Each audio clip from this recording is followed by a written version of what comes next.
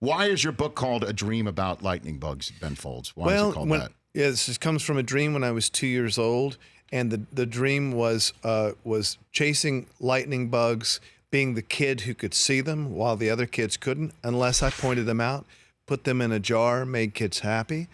I remember as an adult this dream because it strikes me as a really good metaphor for what an artist does, which is you see something as it flickers. Yes. It's only for a moment.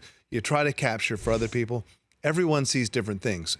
Maybe the other kids in the dream might have seen stars in the sky or clouds rolling in. I'm not saying like I'm the only one that sees things. It's just an artist is responsible for that which he or she sees. Mm-hmm. The other thing I like about it is that lightning bugs, fireflies disappear into the light of day. And to me, that's a good metaphor for applying intellect or technique, craft to the inspiration. As soon as you start thinking about it, it wants to disappear into the light of day, but you have to anyway because that's part of the art. Well, it's a beautiful notion and metaphor, as you point out. And one of the many reasons why my wife and I wanted to send our kids to summer camp on the East Coast, up in the Northeast.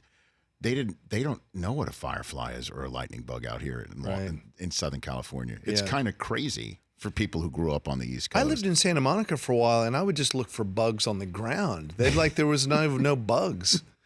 I missed bugs while I was there. Yeah, I know. It's kind of an interesting dichotomy in that respect.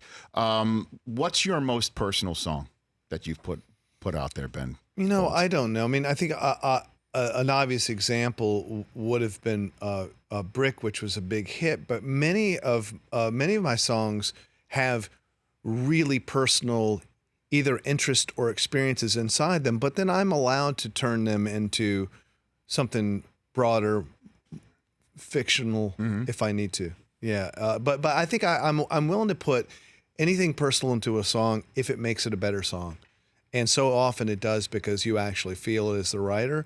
I don't have a particular discomfort in doing that because I kind of look at it more like a lab technician, right? I'm trying to build the best song I can, and if it's pure fiction and I got to be like David Bowie and go to Mars to write the song, awesome. What is Landed about? That's the one that leaps out to me. Landed was about a good friend of mine who I felt his experience a lot in what I saw happening. I played it for him once we'd recorded it, and he goes, "That doesn't resemble me at all."